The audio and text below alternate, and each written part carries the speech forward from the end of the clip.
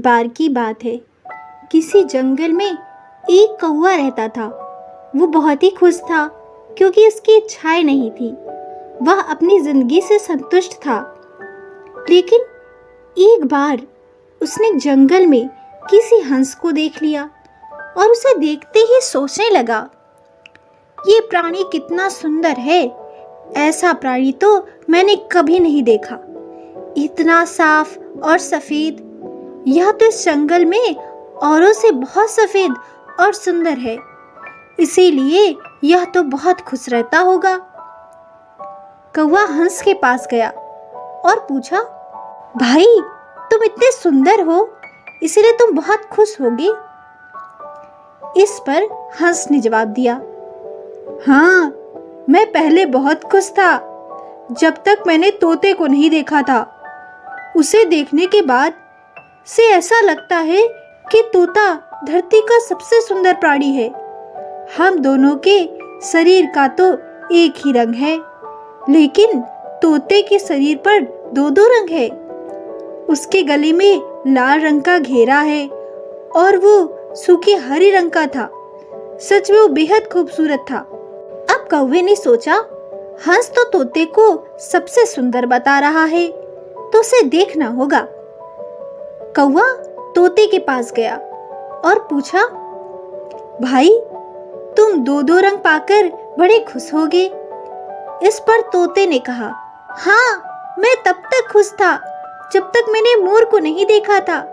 मेरे पास तो दो ही रंग है, लेकिन मोर के शरीर पर तो कई तरह के रंग हैं। अब कौवे ने सोचा, सबसे ज्यादा खुश कौन है, यह तो मैं पता करके ही रहूंगा। इसीलिए अब मोर से मिलना पड़ेगा। कौवे ने मोर को जंगल में ढूंढा, लेकिन उसे पूरे जंगल में एक भी मोर नहीं मिला। मोर को ढूंढते ढूंढते वह चिड़ियाघर में पहुंचा तो देखा, मोर को देखने को बहुत से लोग आए हुए हैं और उसके आसपास अच्छी खासी भीड़ है। सब लोगों के जाने के बाद कौवे ने मोर से पूछा, भाई तुम दुनिया के सबसे सुंदर जीव हो और रंग बिरंगे हो।